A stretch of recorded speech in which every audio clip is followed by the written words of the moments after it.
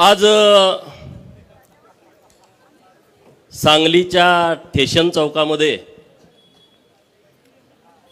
या जिल्ह्याचं ज्यांनी नेतृत्व केलं 95 ते 99च्या काळामध्ये 18 वर्ष महाराष्ट्राच्या विधान परिषदेमध्ये एक अभ्यासू सदस्य म्हणून आणि विधान परिषदेचे विरोधी पक्ष नेते, राज्याचे ग्रामविकास खात्याचे मंत्री म्हणून एक उत्तम प्रशासक, फरडा वक्ता आणि रोखठोक भूमिका मांडण्यामध्ये ज्यांचं महाराष्ट्रभर नाव आहे असे आपल्या सर्वांचे आदरणीय माननीय अण्णासाहेब डांगे साहेबांच्या प्रमुख उपस्थितीमध्ये सांगली विधानसभा मतदारसंघाचे तिसऱ्यांदा आमदार म्हणून निवडून आलेले सुधीर दादा, महाराष्ट्राच्या आणि देशाच्या इतिहासामध्ये एकच विधानसभा, एकच पक्ष आणि 55 वर्ष आमदार म्हणून ज्यांनी प्रतिनिधित्व केलं, महाराष्ट्राच्या विधानसभेमध्ये आदर्श व्यक्तिमत्व म्हणून ज्यांची ख्याती आहे असे स्वर्गीय डॉक्टर गणपतराव देशमुख साहेब यांचे नातू डॉक्टर बाबासाहेब देशमुख हे सांगोला विधानसभा मतदारसंघातून निवडून आले म्हणून त्यांचा आणि गेली अनेक वर्ष तुम्हाला वाटत होतं की मी एकदा तरी जनतेतनं निवडून यावं म्हणून सातत्यानं जेवढा संघर्ष मी केला त्याच्यापेक्षा जास्तीचा संघर्ष तुम्ही केलाय। हा गोपीचंद पडळकरचा सत्कार मी समजत नाही। ज्यांच्या मनगटामध्ये बळ आहे, ज्यांना अन्यायाच्या विरोधामध्ये लढू वाटतंय मनातून, अशा तुम्हा सर्वांचा हा सन्मान आहे असं माझं म्हणणं आहे, असं माझं मत आहे। सांगलीच्या या स्टेशन चौकामध्ये अनेक ऐतिहासिक सभा झालेल्या आहेत। या सभांमध्ये तुम्ही अनेक वेळा असाल, माझे पत्रकार मित्र अनेक वेळा असतील, व्यासपीठावरील मान्यवर मंडळी अनेक वेळा असतील। मी पण काही वेळा इथं प्रचाराच्या निमित्तानं असेल, पक्षाची भूमिका मांडण्याच्या निमित्तानं असेल, मी अनेक वेळा या चौकामध्ये बोललोय। परंतु या चौकामध्ये जनतेतून निवडून आल्याच्या नंतर आमचा सन्मान होईल असं कधी वाटत नव्हतं, पण आज ते प्रत्यक्षात आलेलं आहे आणि ते पण इतक्या भव्य दिव्यतेनं। एखाद्या मंत्र्याचा पण सत्कार असा होणार नाही, असा आमच्या तिघांचा सत्कार तुम्ही केलेला आहे, त्याबद्दल मी तुमचं मनापासून आभार व्यक्त करतो। ही सांगली आहे, अण्णाभाऊ साठे यांच्या लेखणीला धार देणारी ही सांगली आहे। छत्रपती शिवाजी महाराजांच्या स्वराज्य निर्मितीमध्ये ज्यांनी अत्यंत महत्त्वाची भूमिका मांडली त्या भैरजी नायकांची ही सांगली आहे। ही सांगली लता दीदींची आहे, ही सांगली उद्योगपती किर्लोस्करांची आहे, चितळेंची आहे, ही सांगली क्रांतिसिंह नाना पाटलांची आहे, ही सांगली क्रांतीवीर नागनाथ अण्णा नायकवडींची आहे आणि ही सांगली कृष्णा काठचा रॉबिन हुड बापू बिरू वाटेगावकरांची आहे। माझी सांगली जगात चांगली आहे आणि या चांगल्या सांगलीमधली तुम्ही सगळी सोन्यासारखी माणसं इथं उपस्थित आहात। तर माझा आवाज मला वाटतंय सांगलीच्या जेलपर्यंत पण जात असेल, इथून जवळ आहे।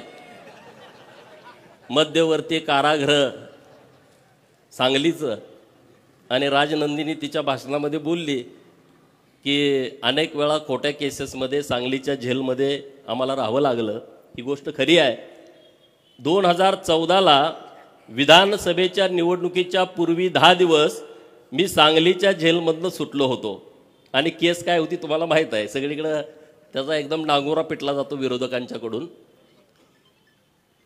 सांगलीच्या जेलमधला एक आरोपी जो खोट्या केसमध्ये ज्याला अनेक वेळा जेलमध्ये जावं लागलं, त्याचा आज जनतेच्या पाठबळावरती सांगलीच्या चौकामध्ये सन्मान होतोय, ही माझ्यासाठी अभिमानाची बाब आहे।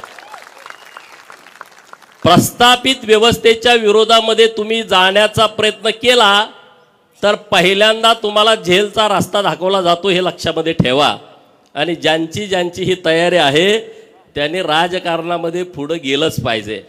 अरे जेवढ्या केसेस माझ्यावरती टाकल्या त्याच्यापेक्षा 1000 पटीनं जेलमधनं बाहेर आल्यानंतर हार लोकांनी आम्हाला घातलेले आहेत. यात सांगलीपासून आटपाडीपर्यंत 10-20 हजार लोकांची रॅली जेलमधनं सुटल्यानंतर या महाराष्ट्रातल्या लोकांनी बघितलेली आहे. लोकांना वाटते गोपीचंद असाच आला, ह्याला काही लॉटरी लागली की. लॉटरी लागली नाही रे बाबांनो, आमचा इतिहास नीट बघा. आम्ही लढणारी माणसं आहोत. अण्णासाहेबांनी इतिहास सांगितला, जो समाज स्वतःचा इतिहास विसरतो तो समाज नव्यानं इतिहास निर्माण करू शकत नाही. हे तुम्ही लक्षात घ्या. अण्णासाहेबांनी जे सांगितलंय ते आपण सगळ्यांनी सिरियस घेण्याची आवश्यकता आहे. आज राजकारणामध्ये आपण पुढे आलं पाहिजे. राजसत्ता आणि राजपाट कधी मागून मिळत नसतो, तो नेहमी हिसकावून घ्यायचा असतो. मी पहिल्यापासून ही भूमिका मांडतोय. तुमच्यासाठी कुठलं सिंहासन ठेवलेलं नाही आहे. तुम्हाला सिंहासन निर्माण करावं लागेल. नसेल तर जो सिंहासनावरती आहे त्याच्या पाठीत लात घालून त्याला बाजूला करून तुम्हाला तिथं बसावं लागेल. त्याशिवाय तुम्हाला राजसत्तेतलं सिंहासन मिळू शकत नाही. अरे मी 2006ला राजकारणामध्ये आलो. 6 ते किती झाले बघा, 24 जनतेतून निवडून यायला किती वेळा पडलो मी निवडणुकांमध्ये. 5 वेळा मी निवडणुकांमध्ये हारलोय. 2-3 वेळा विधानसभा, 1 वेळा लोकसभा, 1 वेळा जिल्हा परिषद. एवढा वेळा. लोक म्हणायचे हा वेळा आहे. अण्णासाहेबांनी सांगितलं धनगराचं वेळ दिवस सरूस तर जात नाही. लोक बोलतात खासगीत, आजही बोलतात की गोपीचंद पडळकर जिल्हा परिषदचा सदस्य झाला नाही हा आमदारकी लढवतो, ग्रामपंचायतचा सदस्य झाला नाही हा आमदारकी लढवतो, पंचायत समितीचा अजून मेंबर नाही हा आमदारकी खासदारकी लढवतो. ह्याला येड लागलंय, हा असाच संपून जाईल. होय, गोपीचंद वेडा होता म्हणून लढला. शहाणा असता तर कुणाच्या तर नोकरीला असता कारकून म्हणून. वेडा होता म्हणून लढला.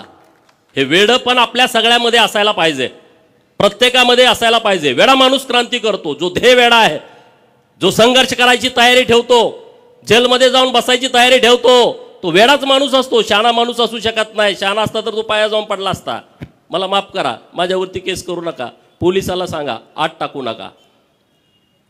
धनगर वेडा आहे अशी लोक बोलतात. मी म्हणतो होय, धनगर वेडा असतो म्हणून तर त्या वेड्यापणामध्ये मेंढपाळाचा पोरगा सुभेदार मल्हारराव होळकर झाला.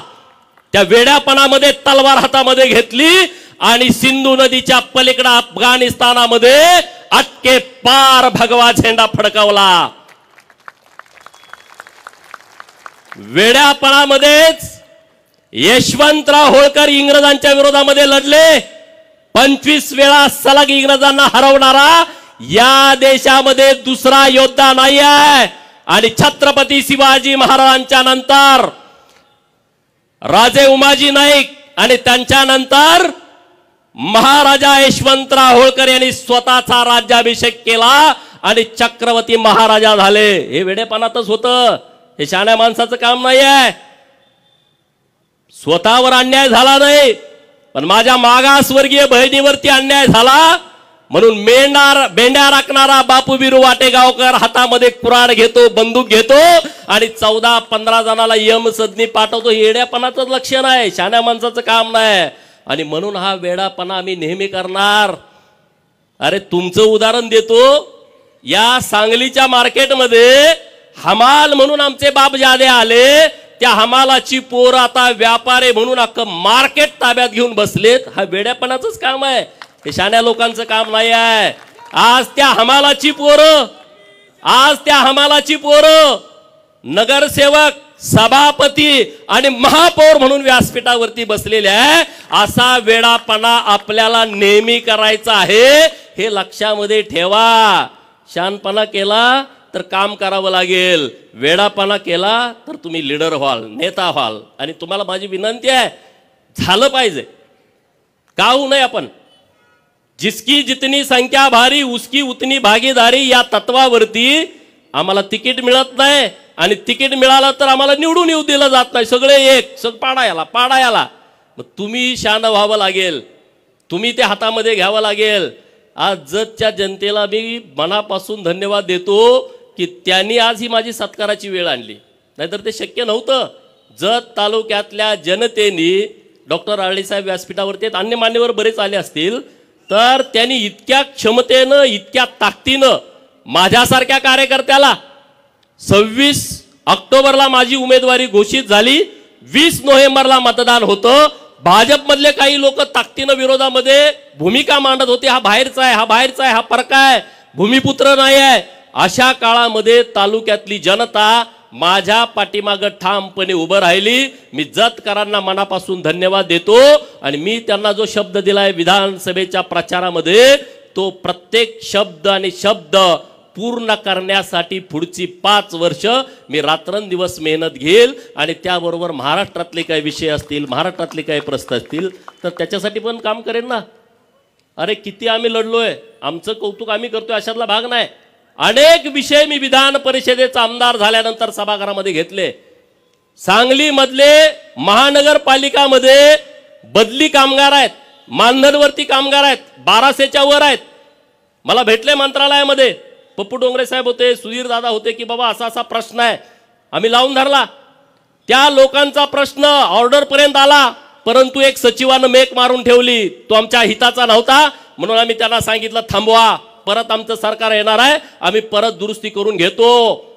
एखाद्याचं प्रामाणिकपणे काम केल्याच्या नंतर लोक जाणीव कशी ठेवतात बघा.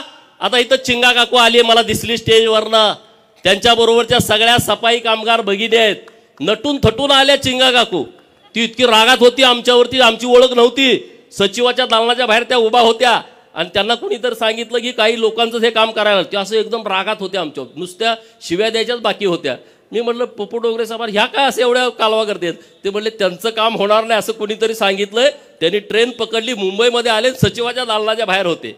चिंगा काकू आज इथं आलाय तुम्ही, मी तुम्हाला मनापासून धन्यवाद देतो आणि शब्द पण तुम्हाला देतो. सुधीर दादा इथं आहेत, मी आहे, सुरेश भाऊ खाडे, आम्ही तिघं मिळून तुमचं काम आम्ही केल्याशिवाय राहणार नाही. सांगायचं तात्पर्य काय, लोक का जुळत गेली. प्रत्येक विषयावरती आम्ही भूमिका मांडली आहे. प्रत्येक विषयावरती जो माणूस आमच्याकडे आलाय त्या माणसाची भूमिका मांडली आहे. सुधीर दादा व्यासपीठावरती आहेत, त्यांना मला विनंती करायची आहे, दादा महानगरपालिकेची निवडणूक तोंडावरती आली आहे. आता तुम्हाला सिंहासनावरती बसवलंय, त्यांना सिंहासनावरती बसवण्याची वेळ आली आहे. मी तुम्हाला विनंती करतो, या सगळ्या उपेक्षित लोकांना तुम्ही उमेदवारी द्या. ज्यांना उमेदवारी देता येत नसेल त्यांना स्वीकृत करून घेतो म्हणून सांगा. तुम्हाला प्रचाराला जाण्याची गरज पडणार नाही, सगळी लोक तुमच्या बरोबर ताकदीनं येतील.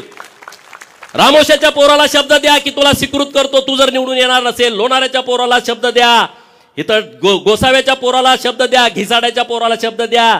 काय करायला लागत नाही, ही सगळी लोक तुम्हाला ही महानगरपालिका ताब्यामध्ये देतील. चमचे दलालांच्या मागं माणसं राहिलेली नाहीत, चमचे दलालाच्या मागं लोक नाहीत. ही जी गोरगरीब लोक आहेत ना, ती पूर्ण क्षमतेनं तुमच्या बाजूने उभा राहणार आहेत आणि तुमच्या ताब्यामध्ये परत एकदा महानगरपालिका देऊन या सांगली, मिरज आणि कुपवाडचं कल्याण करायचं आहे. त्यासाठी आम्ही तुमच्या बाजूने ठामपणे उभं राहू. तुम्ही आमच्या सगळ्यांच्या पाठीमागं ताकद उभी करा. तुम्ही अगोदर करताच, त्याबद्दल दुमत नाही आहे. अनेक नगरसेवक झालेले आहेत, इथं दिनकर तात्या आहेत, पृथ्वीराज भैया आहेत, सगळे व्यासपीठावर मान्यवर मंडळी आहेत की जे निर्णय प्रक्रियेमध्ये आहेत. तर तुमच्याकडून आमच्या अपेक्षा आहेत, तुम्ही आम्हाला सन्मान द्या. आम्ही तुम्हाला ताकदीनं पाठबळ देण्याची व्यवस्था ह्या सांगली, मिरज, कुपवाडच्या महानगरपालिकेच्या निवडणुकीच्या निमित्तानं करू. त्याबद्दल अजिबात दुमत ठेवू नका. हा सांगली जिल्हा 2 पुढाऱ्यांचा आहे असे वारंवार वारंवार वारंवार म्हटलं जातं, नावं घेत नाही. हा सांगली जिल्हा यांच्या विचाराचा आहे. अरे विचार 5 मिनिटं सांगा ना व्यासपीठावर येऊ, त्यांचा विचार नेमका काय होता आम्हाला कळू द्या. काय विचार होता, कुठं त्याचं पुस्तक आहे का, एखादा ग्रंथ आहे का त्या विचाराचा, की ज्या विचारामुळं या जिल्ह्याला, या राज्याला त्याचा फायदा झाला. अरे मी म्हणतो हा सांगली जिल्हा नागनाथांना नाईकवडींचा, हा सांगली जिल्हा क्रांतिसिंह नाना पाटलांचा हा जिल्हा आहे. हा जिल्हा 12 बलुतेदाराचा, 18 पगड जातीच्या लोकांचा, शेतकऱ्यांचा, कष्टकऱ्यांचा, गरीब मराठ्यांचा जिल्हा आहे. आणि त्यामुळं ह्या जिल्ह्यामध्ये परिवर्तन झालं पाहिजे. नुसतं राजकीय नाही, सामाजिक असलं पाहिजे, विकासात्मक राजकारण असलं पाहिजे, ते परिवर्तन झालं पाहिजे। आणि म्हणून तुम्ही जो आज आमचा सन्मान घेतलाय तिघांचा, त्या सन्मानानं आमची जबाबदारी वाढली आहे। निश्चितपणे तुम्हाला सांगतोय, सांगलीच्या ज्या अपेक्षा आहेत, अरे सांगलीमध्ये कुपवाड MIDC किती वर्षापासून तयार झाली, नवीन काय तिथं झालं का? नाही। मार्केट कमिटीमध्ये व्यापाऱ्यांना जागा नाही, नवीन काय प्रयोग झाला का? अरे ती मार्केट कमिटी भ्रष्टाचारानं अशी बरबटली आहे, जागा घेतली त्यात भ्रष्टाचार। काय तुमचं व्हिजन पाहिजे सांगली मार्केट कमिटीचं? अरे इथल्या व्यापाऱ्यांना जागा नाही, 100-200 एकर जागा घेतली, डेव्हलपमेंट केलं आणि व्यापाऱ्यांना ती उपलब्ध करून दिली। कर्नाटक आपल्या बाजूला आहे, कर्नाटकातून लोक येत आहेत आणि त्या मार्केट कमिटीचा विस्तार केला नाही। कोंबडी कापून खायची ही जी ह्या लोकांची सवय आहे आणि त्याला पाठबळ मिळतंय। कारवाई होणं अपेक्षित होतं, कारवाई झाली नाही मार्केट कमिटीवरती, कारवाई होणं अपेक्षित होतं जिल्हा मध्यवर्ती बँकेवरती, कारवाई होत नाही कारण हा फिरत असतो नेता, त्यांचा पाया पडत असतो अंधारामध्ये, कळत नाही, मॅनेज होतो, मग कारवाई होत नाही। आज सांगली जिल्ह्यामध्ये शेतकऱ्यांची जिल्हा मध्यवर्ती बँक आहे, जी आर्थिक वाहिनी आहे, या बँकेमध्ये प्रचंड मोठा भ्रष्टाचार झाला। 83 ची चौकशी झाली, 88 ची चौकशी सुरू आहे। अरे आमची मागणी आहे ही चौकशी पूर्ण होऊन त्यांच्यावरती कारवाई झाली पाहिजे। आज तुम्ही शेतकऱ्यांच्या दारामध्ये जाता 1 लाख कर्ज थकवल्यावरती आणि इकडे 100 कोटी रुपये तुम्ही काढले, बुडवले, तिकडे कोणी जात नाही। आज महाकाली साखर कारखाना, आटपाडीचा मानगंगा साखर कारखाना, अरे सभासदांनी त्यांच्या सौभाग्यवतीच्या गळ्यातलं डोरलं मोडून तुमची सभासदाची फी भरली। आज इतके वर्ष तुम्ही कारखाना चालवला, 200 150 कोटी रुपये तुम्ही कर्जामध्ये घालवला आणि आता तुम्ही परत बँक म्हणते की आता हे RBIचे नियम आहेत, अमुक आहे, तमुक आहे, त्याचा बाऊ करून तुम्ही ते कारखाना विकायला काढणार आणि त्या पुढाऱ्यांच्या घशामध्ये घालणार। माझे पत्रकार मित्र येत आहेत, माझी त्यांना विनंती आहे, हे कारखाने विकायचे आणि घशात घालायचे यांचे डाव आहेत। आणि कारखाना विकल्यानंतर काय होणार आहे? अरे आटपाडीच्या कारखान्याला 250 एकर जमीन आहे, तिथं 5 लाख रुपये गुंठ्याचा भाव आहे। ते कारखाना घेणार आणि त्यातली 200 एकर जमीन विकून टाकणार आणि खाजगी कारखाना करून टाकणार। जे सुतगिरणीचं झालं तोच प्रकार होणार आहे, महाकाली कारखान्याचं तेच होणार आहे। तर बँकेला माझं अपील आहे, सभासदांचा कारखाना हा सभासदाला राहायला पाहिजे। उद्या तुम्ही विकून ती जमीन विकणार आहे, आता तुम्ही जमीन विकून ती पैसे भरून घ्या आणि तो सभासदांचा कारखाना सभासदाच्या ताब्यामध्ये ठेवा। कशासाठी हे प्रकार करताय? कुणासाठी करताय? अरे हे काय तुमच्या बापजादाची प्रॉपर्टी नाही आहे, हे लोकांची आहे, शेतकऱ्यांची आहे, कष्टकऱ्यांची आहे। त्याच्यावरती तुम्ही डल्ले मारता, त्याच्यावरती तुम्ही अटॅक करता, हे इथून पुढे चालणार नाही। सरकारकडे मी पाठपुरावा करणार आहे आणि सरकारनं जरी पाठीशी घातलं तर सरकार बरोबर सुद्धा या बाबतीमध्ये संघर्ष करायची आमची तयारी असणार आहे। कारण हे सभासदाचे कारखाने आहेत, सभासदाची जमीन आहे। अरे आटपाडीची जमीन तर माझ्या धनगर समाजाची जमीन आहे। काय तुम्ही देता रे? एक तुम्ही गुंठा जमीन देत नाही, 250 एकर जमीन आमच्या बापजाद्यांनी दिली। काय मिळालं आम्हाला? काय त्या कारखान्यामध्ये मिळालं? कामगार म्हणून आणि म्हणे आमच्या बापाचे कारखाने आहेत। महाकाली कारखान्यामध्ये कुणाच्या जमिनी आहेत? या जिल्ह्यातल्या सगळ्या कारखान्याच्या आणि MIDCच्या जमिनी बघा। या 18 पगड जातीच्या, 12 बलुतेदाराच्या, गरीब मराठ्याच्या आणि OBCच्या जमिनी आहेत। कुठल्या पुढाऱ्याच्या रानामध्ये झाला कारखाना? अण्णासाहेबांनी मला एकदा कहाणी सांगितली की त्यांची सुद्धा 400 एकर जमीन एका कारखान्याला गेली आहे। परवा त्यांना भेटायला गेलो तेव्हा सांगितलं। सर्वोदय कारखान्याचं काय झालं? पृथ्वीराज भैया इथं आहेत, संभाजी आप्पा आता हयात नाहीत। आज कष्टाने उभा केलेला कारखाना या बँकेच्या राजकारणामध्ये त्यांनी घशात घातला आणि म्हणून तुम्हाला माझी विनंती आहे, या बँकेच्या राजकारणामध्ये तुम्ही आला पाहिजे, संस्था स्थापन केल्या पाहिजेत आणि मत कुणाला विकलं नाही पाहिजे या बाडग्यांना, नाहीतर त्याचा काही उपयोग होणार नाही।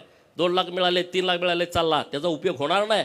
राजकारणाच्या बाबतीमध्ये मनात चीड असली पाहिजे, धग असली पाहिजे, लात घालीन तर पाणी काढेल अशी उर्मी प्रत्येकाच्या मनात असली पाहिजे, तर हे घडल। एका दोघा तिघांचं काम नाही आहे, तुम्ही सगळ्यांनी ठरवलं तर हे घडू शकतं। ही क्षमता, ही ताकद ही तुमच्यामध्ये आहे आणि त्या ताकदीनं आपल्याला पुढे जायचं आहे। आज आम्ही जतकरांना आव्हान केलं होतं की तुम्ही आम्हाला जमीन द्या, 1,500 एकर जमीन दिली पत्रकार मित्रांना माझी विनंती आहे, अरे या जिल्ह्यामध्ये MIDC ला 1,500 एकर एका जागेवर जमीन कुठंच जिल्ह्यात मिळू शकत नाही, आज ती जतमध्ये मिळाली आहे। आज आमचे राज्याचे नेते मुख्यमंत्री देवाभाऊ दावोसला गेलेत, 4-5 दिवस ते दावोसला असणार आहेत, 7 लाख कोटीच्या वर इन्व्हेस्टमेंट ते महाराष्ट्राला घेऊन येणार आहेत। आणि मी सकाळी पण त्यांना विनंती केली, मागच्या 4 दिवसात पण देवाभाऊंना भेटलो की दावोसच्या दौऱ्याला तुम्ही मुख्यमंत्री झाल्यानंतर पहिल्यांदा जाताय, तो दौरा यशस्वी होणार याबद्दल कुणाच्या मनामध्ये शंका नाही, पण दौरा यशस्वी होण्यामध्ये माझ्या सांगली जिल्ह्याला आणि जत तालुक्याला एक मोठा इंटरनॅशनल प्रकल्प तुम्ही आम्हाला दिला पाहिजे, ही मी विनंती त्यांच्याकडे केलेली आहे। आणि होय, त्यांनी शब्द दिलाय की कसल्याही परिस्थितीमध्ये सांगली जिल्ह्याला एक आम्ही प्रकल्प देऊ। अरे मी साधा आमदार आहे, मी नामदार नाही आहे। आज डॉक्टर बाबासाहेब देशमुख साहेबांनी मत व्यक्त केलं की या सांगली जिल्ह्याकडे एक काळ नेतृत्व होतं, या सांगली जिल्ह्यातले कॅबिनेट मंत्री अनेक वर्ष अनेक वेळा महाराष्ट्राच्या राजकारणामध्ये होते। मी टीकात्मक बोलत नाही आहे, वस्तुस्थिती मांडतोय। जर या सांगली जिल्ह्यातले एवढे मातबर नेते महाराष्ट्राच्या मंत्रिमंडळामध्ये होते, 1990 पासूनच्या राजकारणामध्ये होते, 90 पासून 2024 ला असा कुठला प्रकल्प त्यांनी आणला की त्याचं नाव त्यांना लोकांना सांगता येईल की ज्या प्रकल्पामध्ये माझ्या सांगली जिल्ह्यातली 10,000 पोरं काम करतायत आणि त्यांना 40-50 हजार रुपयाचं पेमेंट मिळतंय? एक प्रकल्प आहे का? नाही, आणू शकले नाही, कारण ती वृत्ती नाही। वसंतदादा मुख्यमंत्री असताना एकदा बोलले होते, जर जतला कृष्णेचं पाणी दिलं तर आमच्या कारखान्यावरती ऊस तोडायला कोण येणार, हे त्यांचं स्टेटमेंट होतं। हीच भावना प्रस्थापितांची होती। कृष्णा काठच्या सगळ्या पुढाऱ्यांनी जिल्ह्यातल्याच दुष्काळग्रस्त तालुक्यांच्या वरती अन्याय केले। जत असेल, कवटेमंकाळ असेल, तासगावचा काही भाग असेल, खानापूर असेल, आटपाडी असेल, याच लोकांनी अन्याय केला, पण कृष्णामाईंनी अन्याय केला नाही। याच कृष्णामाईचं पाणी आज जतला गेलं, कवटेमंकाळला गेलं, मंगळवेढ्याला गेलं, सांगोल्याला गेलं, खानापूरला गेलं, आटपाडीला गेलं, कडेगावला, पलूसला, तासगावला, मिरजच्या पूर्व भागामध्ये, मानला, खटावला कृष्णामाईंनी दुजाभाव केला नाही, कृष्णामाईंनी अन्याय केला नाही। आज कृष्णामाईची ओटी जर माझ्या आईला भरू वाटली, माझ्या वहिनीला भरू वाटली, माझ्या ताईला भरू वाटली, तर आमच्या ओढ्यामध्येच कृष्णामाईचं पाणी आलंय। हे कृष्णामाईचे उपकार आज आमच्या दुष्काळी पट्ट्यावरती आहेत, देवाभाऊंचे उपकार आहेत। अरे 2-2 हजार कोटी, 7-7 हजार कोटी, टेंबूला 7,000 कोटी एका वेळेस मिळाले, म्हैसाळला सुधारित म्हैसाळ योजनेला 2,000 कोटी एका वेळेस मिळाले। मंगळवेढा तालुक्यातली 35 गावं दुर्लक्षित होती, काळ्या खुट्ट जमिनी आहेत, आज तिथं धनगर समाजाची संख्या मोठी आहे, कुणी तिकडे बघितलं नाही। देवेंद्र फडणवीस साहेबांनी 1,000 कोटीची योजना मंजूर केली, समाधान दादा अवताडे यांच्या प्रचारात शब्द दिला होता आणि तो त्यांनी शब्द पूर्ण केला। का नाही इथल्या लोकांना जमलं? जलसंपदा खात्याचे मंत्री होते 2.5 वर्ष, काय केलं तुम्ही? काय भूमिका घेतली?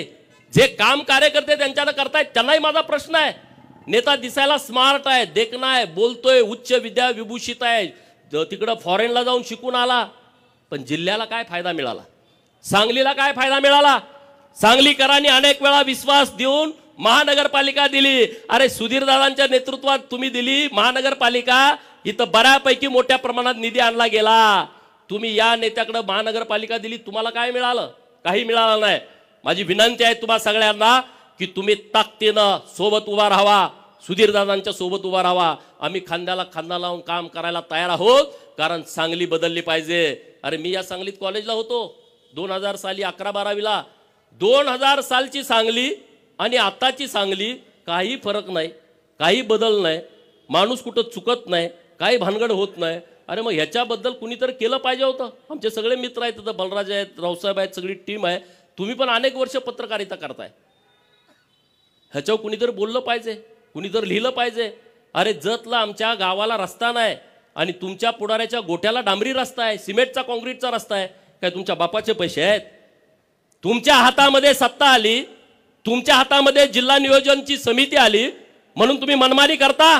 अरे दुर्दैव आहे, मी जिल्हा नियोजन समितीला आमदार असताना एक पत्र दिला, माहितीचा अधिकार दिला त्यांना आणि म्हटलं की 1999 पासून हे जेव्हा मंत्री झाले तेव्हापासून जिल्हा नियोजन मधून तुम्ही किती पैसे खर्च केले त्याची यादी द्या।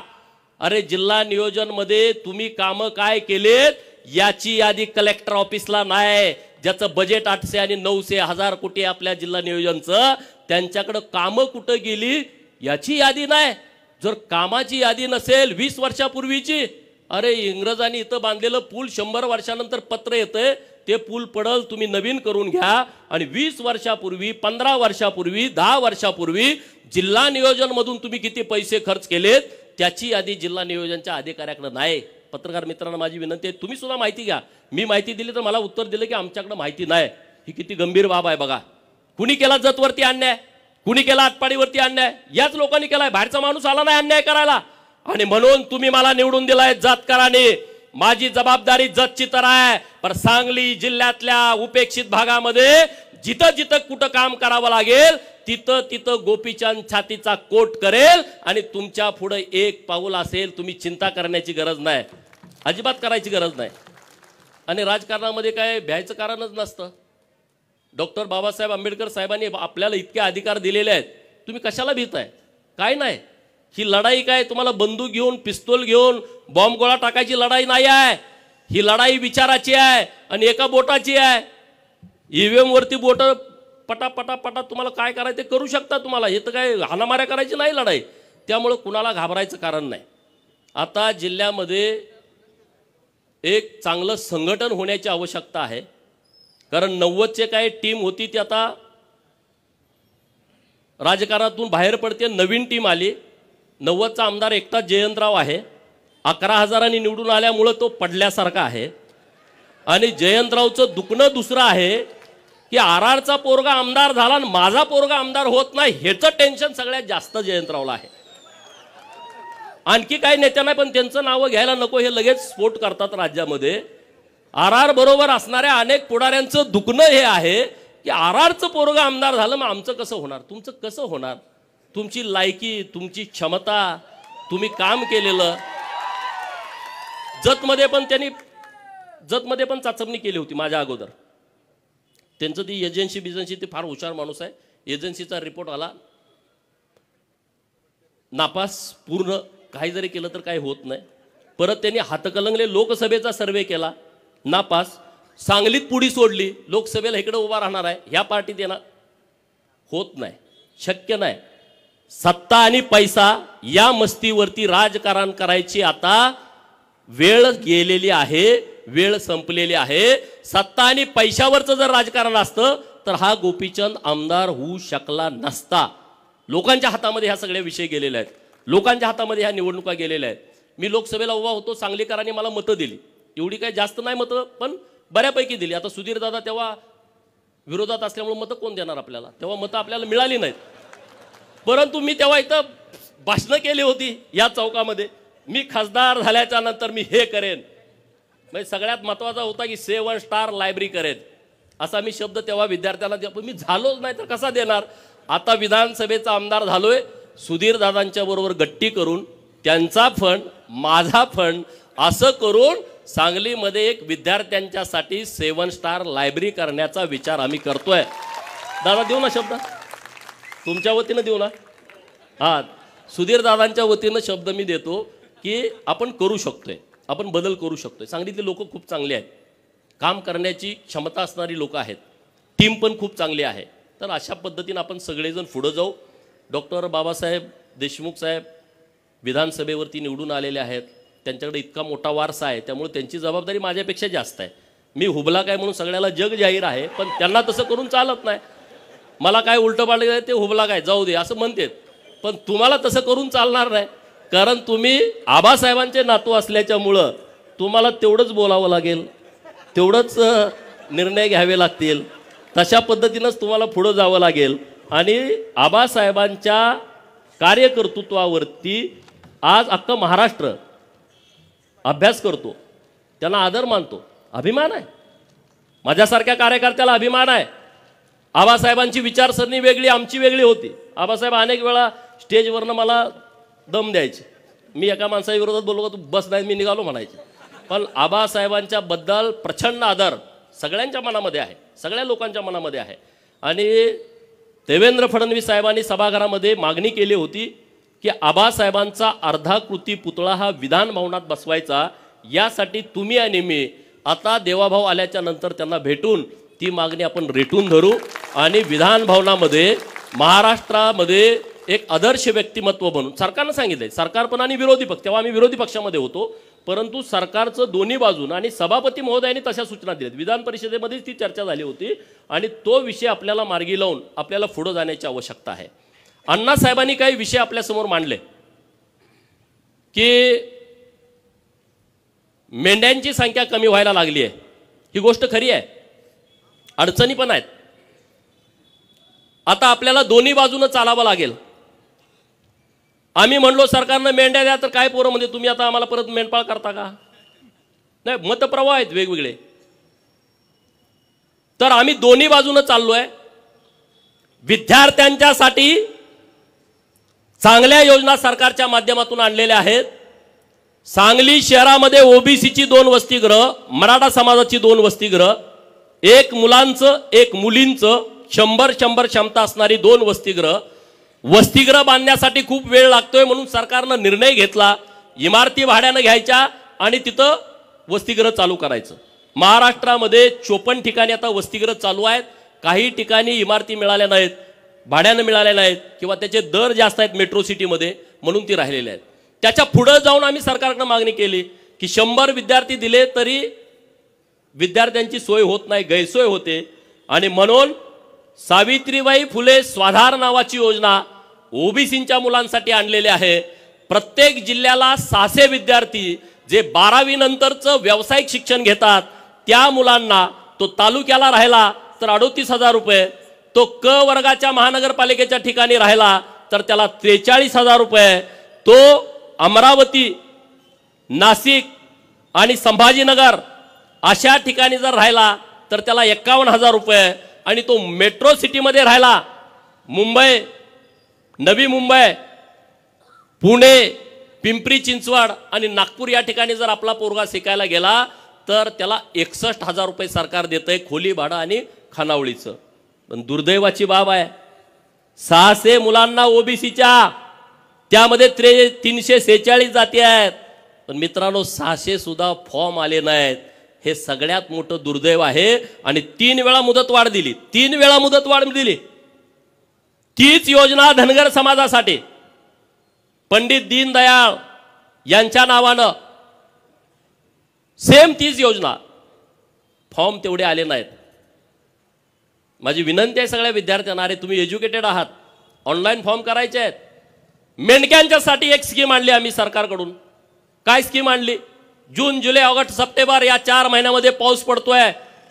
फॉरेस्टचे अधिकारी म्हणतात की जंगलामध्ये तेव्हा रोपटी उगवायला चालू होतात, ते संक्रमणाचा बियांचा काळ असतो, मेंढ्यानं तुडवलं तर येत नाही. काय आता ते असतील कोण अधिकारी मला माहित नाही, बुद्धिवान, पण त्यांनी असा रिपोर्ट दिला की जंगलामध्ये मेंढ्या सोडायच्या नाहीत. आणि मग आम्ही सरकारकडे मागणी केली, जर तुम्ही आमच्या मेंढ्या जंगलामध्ये सोडणार नसाल तर तुम्ही आम्हाला चराई भत्ता द्या, महिन्याला 6,000 रुपये, 4 महिन्याला 24,000 रुपये, आणि स्कीम जाहीर केली. मला अभिमान वाटतो त्या गोष्टीचा, म्हणून मला मेंढक्यांचं कायम कौतुक वाटतं. 1,20,000 मेंढपाळांनी ऑनलाईन फॉर्म भरले, ऑनलाईन 1,20,000. सरकारकडे पैसे 8 कोटी होते. मी म्हणलं असं जुळणार नाही, आता तुम्हाला जेवढे फॉर्म आले तेवढे पैसे द्यावे लागतील. त्यांच्याकडे परत 20 कोटीपर्यंत झाले, त्यांनी 20 कोटी वाटले. मी आता अण्णासाहेबांना शब्द देतो की मी त्यांच्याकडे पाठपुरावा करतो आणि 1,20,000 आता दरवर्षी येणार फॉर्म, त्यांना तुम्ही चराई भत्ता द्यायलाच पाहिजे, दिलाच पाहिजे, त्याशिवाय मेळ बसणार नाही. पोरांच्या अडचणी आहेत हो. मेंढका पोरगा असला त्याला पोरगी मिळत नाही, तो परत मेंढर विकतोय, मुंबईत जातोय, कुठंतरी लोकांमध्ये जागा घेतोय, लग्न केलं का परत गावाला येतोय, परत मेंढ्या घेतोय, परत मध्ये तू अरे मुंबईला होतो ना, आता कसं काय मेंढराकडं. म्हणजे अडचणी खूप आहेत, सुविधा नाहीत. पहिल्यासारखी आता लोकांची मानसिकता नाही आहे. 35-35 किलोमीटर दिवसात चालायचं आणि कुठल्या पण गावात जाऊन राहायचं. स्मशानभूमीजवळ वाडा पडतो, गावाच्या कुठंतरी 3-4 किलोमीटर आतमध्ये वाडा पडतो. कसं करणार लोक? पण त्यातून आता बंदिस्त अर्ध बंदिस्त शेळी फार्म सरकारनं द्यावेत अशा पद्धतीची आपली मागणी आहे। आमच्या सगळ्या भगिनी गोड्यावरती सगळं ओझं टाकून जातात, आमचे पत्रकार मित्र फोटो काढून बातमी लावतात, तुम्ही बघितलंय। म्हणून सरकारकडे आम्ही मागणी केली आहे 50 HP चे ट्रॅक्टर सरकारनं द्यावेत, 75% तुम्ही अनुदान द्या, 10% आम्ही भरतो, 15% बँकेनं कर्ज द्यावं आणि 50 HP चे ट्रॅक्टर तुम्ही पहिल्या टप्प्यामध्ये 100 आम्हाला द्या। सरकारनं त्या गोष्टीला तत्वता मान्यता दिलेली आहे। असे नवीन नवीन प्रयोग करतोय। आता आम्ही मिलिटरीवाल्यांच्याकडे ज्या पद्धतीचे तंबू असतात, सरकारला आम्ही विनंती करतोय की तसा तंबू आमच्या मेंढपाळाला द्या की जो हलका असेल आणि त्यांनी 4 खुट्या मारल्या तर त्यांना तिथं राहता येईल। ही एक स्कीम तुम्ही भटक्या विमुक्तांना लावा, जे या गावातनं त्या गावात जातात, पालामध्ये राहतात, इकडून पाऊस आला इकडे जाते, तिकडून पाऊस आला, अरे कसं जगणार, काय होणार आहे त्यामध्ये? आणि म्हणून तुम्ही मला आमदार केलाय, सरकारकडे पाठपुरावा करतोय, भटक्या विमुक्तांच्यासाठी सरकारनं स्पेशल बजेट मंजूर केलं पाहिजे। आणि मला विश्वास आहे देवाभाऊ मुख्यमंत्री आहेत आणि महाराष्ट्रामध्ये सगळ्यात जास्त सामाजिक न्याय या व्यक्तिमत्वानं दिलाय आणि मला ठाम विश्वास आहे की त्यांच्या माध्यमातून या सगळ्या भटक्या विमुक्तांच्यासाठी, पालात राहणाऱ्या लोकांच्यासाठी सरकार काहीतरी चांगला निर्णय करेल आणि तो आम्ही तिथं करून घेऊ। तुम्ही आज सत्कार केलाय तर आम्ही कामं केली पाहिजेत ना, आमचा काही मोठेपणा म्हणून आज सत्कार झालेला नाही आहे आणि सत्काराचं भाग्य आमचं सांगलीमध्ये यावं असं आम्हाला कधी वाटत नव्हतं, पण आज ते घडतंय जतकरांच्यामुळं, आज ते घडतंय सांगोलकरांच्यामुळं, बाबासाहेबांचं आणि सांगलीकरांचं जास्तीचं प्रेम सुधीरदादांच्या वरती आहेत, त्यांना तिसऱ्यांदा तुम्ही निवडून दिलेलं आहे। त्यामुळं तुम्ही आज आमच्या तिघांचा सत्कार या स्टेशन चौकामध्ये केला, तर इथून पुढं तुम्हाला ज्या अपेक्षा आमच्याकडून आहेत त्याच्यापेक्षा एक पाऊल पुढं जाऊन ताकदीनं, क्षमतेनं, जिल्ह्यात असेल जिल्ह्यात, राज्यात असेल राज्यात, आता संघर्ष करायची वेळ संपलेली आहे। संघर्ष आता जयंतरावनी करू द्या, पण ते करू शकत नाही। संघर्ष करायचं पण रक्तात असावं लागतं, संघर्ष ते करू शकत नाहीत। आता ते विरोधी पक्षात आहेत, त्यांनी करायला पाहिजे आंदोलन, मोर्चा, रस्त्यावर। आम्ही कुठवर यायचं? आम्ही रस्त्यावरच आहे गेली 20 वर्ष, आता नाही, आता आम्ही सत्तेत आलोय, तुम्ही सुद्धा तुमचा मोड बदला, सत्तेत आलोय असं, नाहीतर विरोधी पोस्ट टाकत बसू नका। आपण आता सत्ताधारी आहोत तर आपण काम काय करायचं? तुम्ही सरकारला सांगा हे काम केलं पाहिजे, सरकारकडे तुम्ही ही सूचना द्या, कल्पना मांडा।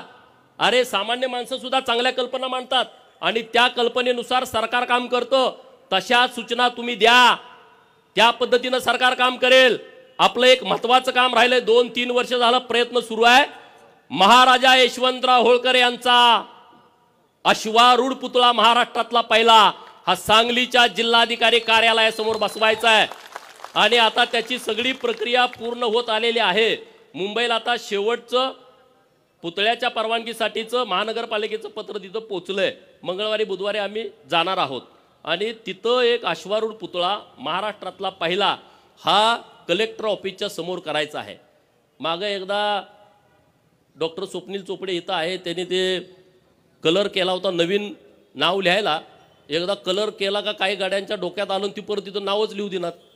स्वप्नीलला नेऊन पोलीस स्टेशनला बसवलं त्याने की नाव लिहायचं नाही। मी म्हटलं का, पोटात दुखते का म्हटलं, काय अडचण होते? आणि मग संघर्ष करून ते यशवंतराव होळकर महाराजा यांचा सांगलीमध्ये चौक आहे आणि तुम्हाला सांगतोय, जर तुम्हाला राजकर्ती जमात बनायची असेल, महाराजा यशवंतराव होळकर जोपर्यंत तुम्हाला समजणार नाहीत, महाराजा यशवंतराव होळकर यांचं तैलचित्र तुमच्या घरात लागणार नाही, महाराजा यशवंतराव होळकर यांची जयंती गावागावात साजरी होणार नाही, तोपर्यंत तुम्ही राजकर्ती जमात बनवू शकत नाही।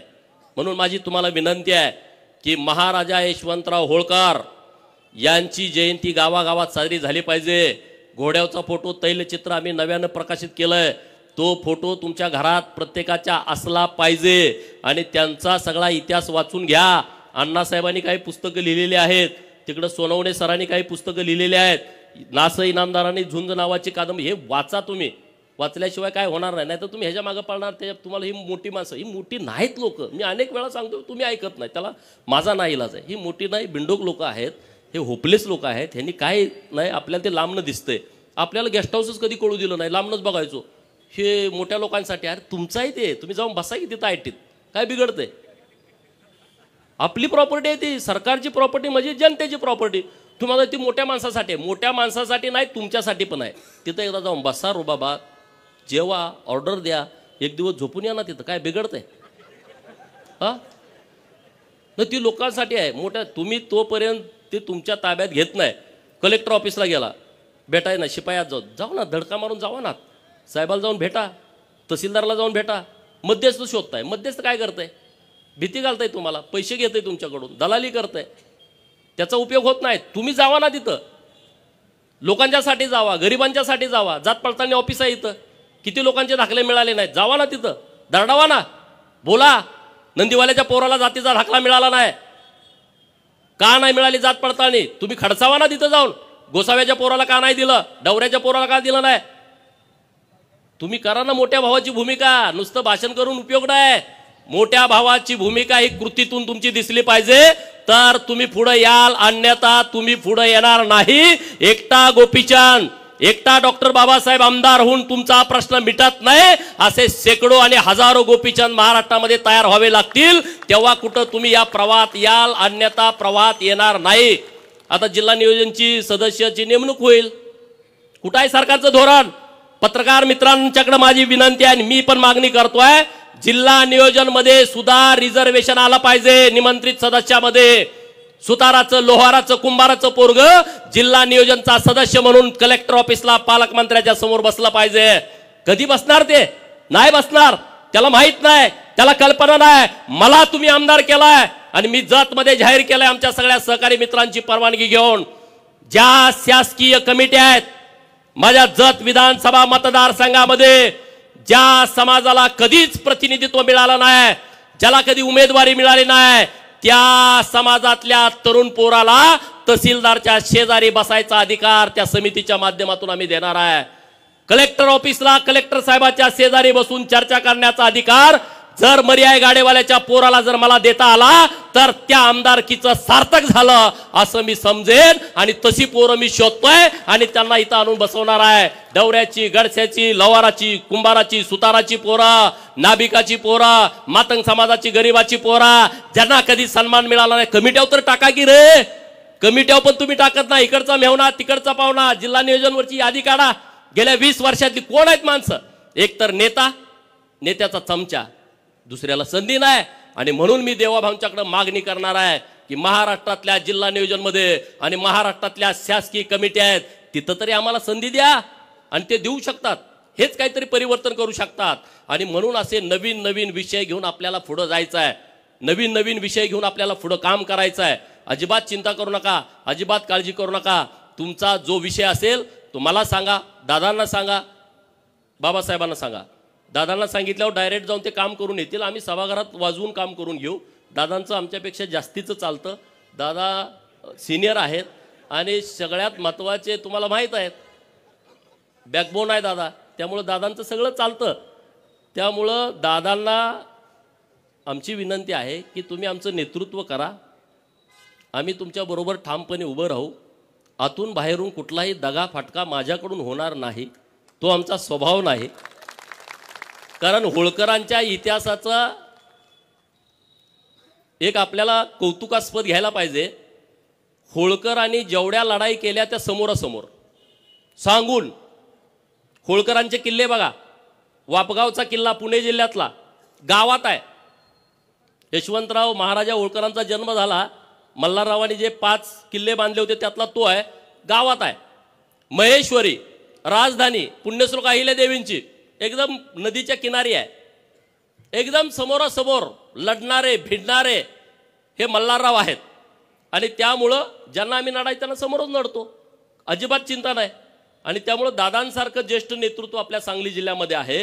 त्यांच्या नेतृत्वामध्ये आपण सांगली शहरामध्ये, ग्रामीणमध्ये ते जास्त फिरत नाहीत, पण सांगली शहरामध्ये आम्ही पूर्ण क्षमतेनं त्यांच्यासोबत राहू, एवढंच या निमित्तानं बोलतो. फळ मार्केटमधली लोक असतील, हमाली करणारी सगळी मंडळी असतील, आणि तुम्ही सगळे, तुमचं माझ्यावरती खूप उपकार आहेत. भाषणात सांगण्यासाठी नाही आहे, तुम्ही म्हणणार भाषणात सांगतोय. माझ्याकडे जेव्हा गाडीला तेलाला पैसे नसायचे तेव्हा तुम्ही त्या गाडीत तेल टाकण्याचं काम केलं आहे.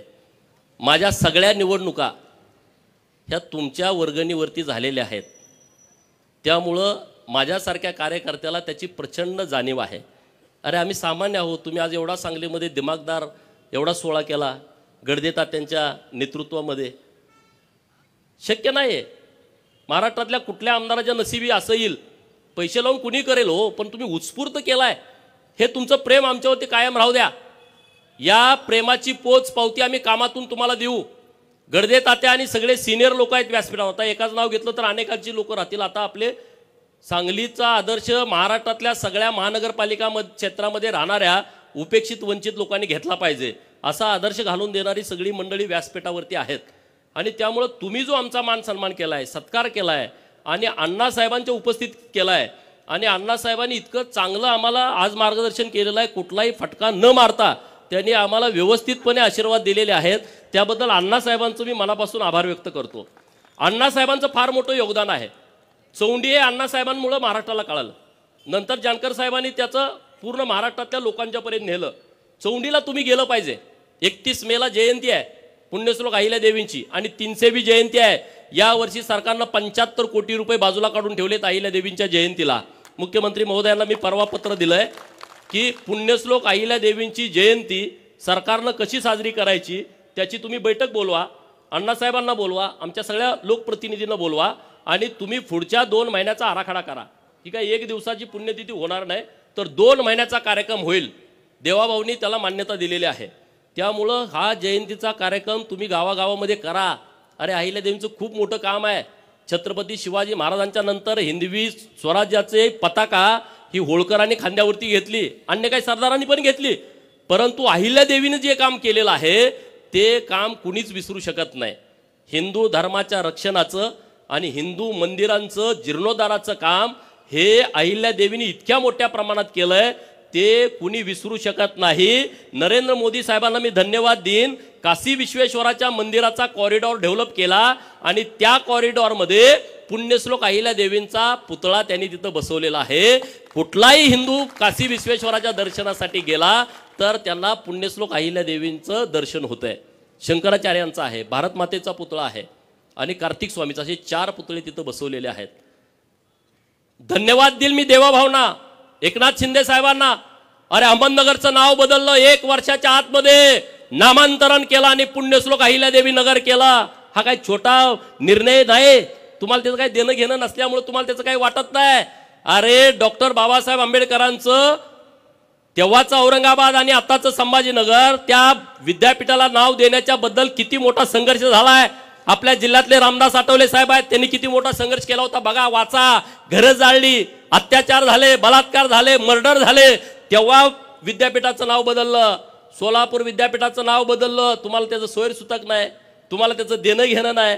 नुसत्या पुढाऱ्यांना शिव्या, ह्यांनी काय केलं, त्यांनी काय केलं. अरे तुम्ही काहीतरी करा ना, तुम्ही या ना, तुम्ही बोला, भूमिका मांडा. आता सोलापूर विद्यापीठाच्या प्रांगणामध्ये पुण्यश्लोक अहिल्यादेवींचं स्मारक तयार झालंय आणि आम्ही आता नरेंद्र मोदी साहेबांना विनंती करतोय देवाभाऊंच्या माध्यमातून की त्या स्मारकाचं उद्घाटन करण्यासाठी स्वतः नरेंद्र मोदी साहेबांनी यावं सोलापूरला. जर तो निर्णय झाला तर तुम्ही सगळे या, वेळ द्या. इकडं अमावस्याला गेलो, तिकडं पौर्णिमेला जावा, पण एकदा जावा की दर अमावस्याला कशाला जात आहे. हा बोकडं कापली 21, बोकडं कापली 20, 15, एक कापा की. आपलं देव मानतोय ना, काय आपल्या विरोधात आहे बिरोबा. हा मसोबाला बोकाड कापलं, एक कापा ना, बारकं कापा. 8 किलोचं, 7 किलोचं, 50-50 किलोची बकरी, 50-50 किलोची बोकडं बंद करा ना. इकडं या, राजे व्हा. मंत्रालय अजून आम्हाला कुणी दाखवलं नाही. मुख्यमंत्री कुठं बसतात आम्हाला माहित नाही. 2 नंबरचा समाज. आपली ही अवस्था असेल तर गावात राहणाऱ्या छोट्या मायनर समाजाची काय अवस्था असेल विचार करा ना, काय अवस्था असेल. म्हणून जरा परिपक्व व्हा. सोलापूरच्या अहिल्यादेवी विद्यापीठामध्ये स्मारकाचं लोकार्पण आहे, तिथं तुम्ही या. अण्णासाहेबांनी त्यांच्या नेतृत्वामध्ये अहिल्यादेवींचा वाडा तयार केलाय.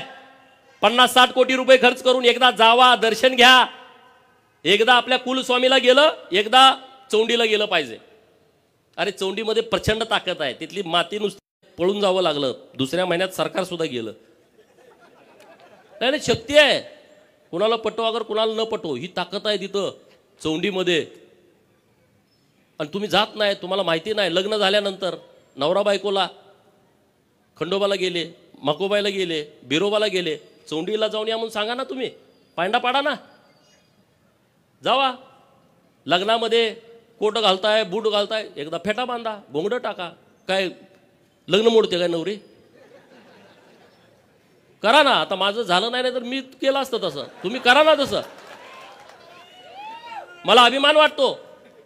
मी जेव्हा आमदार झालो तेव्हा मी डोक्याला पिवळा फेटा आणि खांद्यावरती घुंगडं टाकून मी शपथ घेतली. अरे महाराष्ट्रातल्या धनगरांचे नाही, देशातल्या धनगरांचे मला फोन आले आणि तिथली लोक त्यांना विचारायला लागली. कर्नाटकच्या एका मंत्र्यांचा मला फोन आला, त्यांना नीट हिंदी पण बोलता येत नव्हतं. ते म्हणले, आमची लोक मला म्हणायला लागली, तुम्ही का नाही असं बांधलं, तुम्ही 4 वेळा मंत्री झाला, तुम्ही असं का नाही केलं की तुम्ही 6 वेळा आमदार झाला. करा ना तुम्ही जे करता ते लोक करतात. हे सगळं चालूच आहे रे. आपल्याला एक वेगळं पण आहे, हे कुणाला नाही आहे. ज्याच्या डोक्यावर पिवळा फेटा खांद्यावरती घोंगडा आहे, तुमची ओळख सांगायची गरज नाही, हे तुम्ही करा. ढोल वाजवले आता येताना, लाज बाळगू नका, शिका ना. मी वाजवतो, तुम्ही वाजवा. गजी ढोल शिकायला पाहिजे आपलं. अरे आपलं एक वेगळेपण आहे, आपली एक संस्कृती आहे, ती आपण जपली पाहिजे. त्याच्यासाठी लाजलं नाही पाहिजे. मी जेव्हा मुंबईमध्ये जायचो तेव्हा तिथले अधिकारी हळू बोलायचे, इकडं तिकडं बघून मला भेटायचे. मी इकडचं आहे, मी तिकडचं आहे, वेगळं सांगायचं. जातीचा विषय येतोच हो, कुणी जरी नाकारला तरी. जात चिकटलेली आहे. किती जरी पुरोगामी महाराष्ट्र म्हटलं तर तसं काही नाही आहे. हे सगळं थोतांड आहे. तुम्ही एसटीत जरी बसला, शेजारचा माणूस तुम्हाला विचारतो तुमचं गाव कुठलं, तुमचं नाव काय. आडनावावरनं जर त्याला जात कळली नाही, तुमच्या पाहुण्याचं आडनाव काय, पाहुण्याचं गाव कुठलं, त्याच्यावरून त्याला जात कळली नाही तर 10 मिनिटांनी म्हणते तुमची जात कुठली हो. एसटीत बसलेलं, त्याचा काही संबंध नाही, त्याचं काही देणं घेणं नाही, तुमची त्याची ओळख नाही, तरी ते विचारताय जातीवरती येतंय. अरे मग जर आपल्याला असं वैभव मिळालं असेल तर तुम्ही ते जपलं पाहिजे, ते टिकवलं पाहिजे. गोपीचंद तुम्हाला वाटला हे नालायक आहे, मला सोडून द्यावं, पण दुसरा विषय घेऊन तुम्ही पुढे या ना.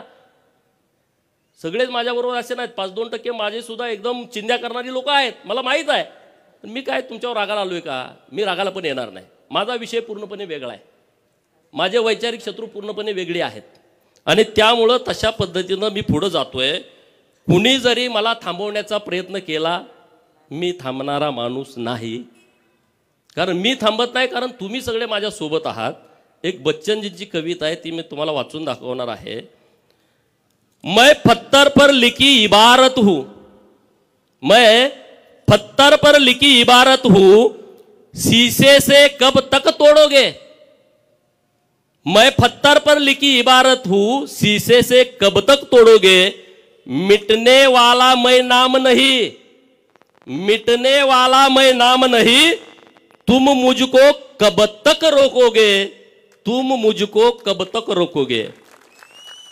मैं सागर से भी गहरा हूं, मैं सागर से भी गहरा हूं, तुम कितने कक्कड़ फेंकोगे. मैं सागर से भी गहरा हूं, तुम कितने कक्कड़ फेंकोगे. चून चुन कर आगे बढ़ूंगा मैं, चून चुन कर आगे बढ़ूंगा मैं, तुम मुझको कब तक रोकोगे. तुम हालातों की भट्टी में, तुम हालातों की भट्टी में जब जब मुझको झोंकोगे, तुम हालातों की भट्टी में जब जब मुझको झोंकोगे, तब तपकर सोना बनूंगा, तब तपकर सोना बनूंगा, तुम मुझको कब तक रोकोगे. अनेक वेळा संघर्षाच्या भट्टीमध्ये तुम्ही आम्हाला ढकललंय, आम्ही तावून सुलाकून निघालोय. आणि तुम्हाला पण मी सांगतो, संघर्षाच्या भट्टीमध्ये जो सन्मान असतो ना, तो जगात कुठंच नसतो, तो जगात कुठंच नसतो. नाही, सरकारची योजना आहे, सांगलीमध्ये जे रस्त्यावरती बसलेत ना लोक, त्यांना त्याच दिवशी 10,000 कर्ज द्यायचं आहे. बँकेत गेल्यावर आधार कार्ड दिल्यावर किती 10,000, ते फेडलं का 20,000, ते फेडलं का 30,000, ते फेडलं का 40,000. केंद्रानं ही योजना आणली, आपल्याला माहीत पण नाही. तुमच्या गावात कोण असेल मोठ्या शहरामध्ये, त्यांच्यासाठी ही योजना आहे. आपल्या सरकारनं तर खूप योजना केलेत, खूप महामंडळं केली. आज रामोशी समाजाचं महामंडळ केलंय, लिंगायत समाजाचं महामंडळ केलं, वडार समाजाचं महामंडळ केलं, लोहार समाजाचं महामंडळ केलं, नाभिक समाजाचं महामंडळ केलंय, काशीबा गुरव समाजाचं महामंडळ, छोटा समाज आहे, महामंडळ केलं. अरे आज त्यांचा उपाध्यक्ष होईल, त्याला सुद्धा केबिन असेल, त्याला पीए असेल आणि त्याला सरकारची गाडी असेल. फिरू दे की आमचे लोक. असं कधी कुणाला वाटलं नाही, हे आपल्या सरकारला वाटतंय. त्यामुळे तुम्ही चिंता करू नका, तुम्ही आमच्या पाठीमागं ताकदीने, त्याबद्दल तुम्ही अजिबात दुमत करू नका. आणि पूर्ण क्षमतेने आपल्याला पुढे जायचं आहे. बदल हा नेहमी होतो. एक वेळ तुम्ही सुद्धा राजकर्ती जमात बनणार आहे, सगळी लोक. मी नुसतं धनगर समाजासाठी बोलत नाही, अरे उकिरड्याचा पांग फिटतो, आपल्या घरात आई म्हणते की नाही, उकिरड्यांचा सुद्धा पांग फिटतो. अरे आपण तर अशी धडधाकट सगळी मंडळी आहोत, आपला सुद्धा पांग फिटेल. आमच्या चिंगा काकूचा सुद्धा पांग फिटणार आहे पुढच्या महिन्यामध्ये, फिटणार आहे, काही चिंता करू नका. आणि त्यामुळं इतक्या मोठ्या संख्येनं तुम्ही आला, उपस्थित राहिला, त्याबद्दल मी तुमचं सगळ्यांचं मनपूर्वक आभार मानतो.